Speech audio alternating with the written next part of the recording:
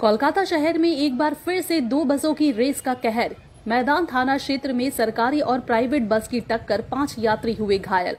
कोलकाता में एक बार फिर से बसों की रेस ने मचाया हड़कंप। मैदान थाना क्षेत्र के प्रणवनंद सरनी और ऑकलैंड रोड की जुड़ाव वाले मोड़ पर एक ही रोड की सरकारी और प्राइवेट बस आपस में आगे निकलने की होड़ में भिड़ गई।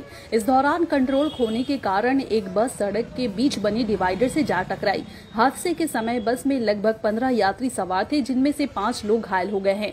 घायलों को तुरंत ही इलाज के लिए नजदीकी अस्पताल में पहुंचाया गया है। फिलहाल पुलिस मामले की जाँच कर रही है और दोनों बस चालकों से पूछताछ चल रही है। ओ दादा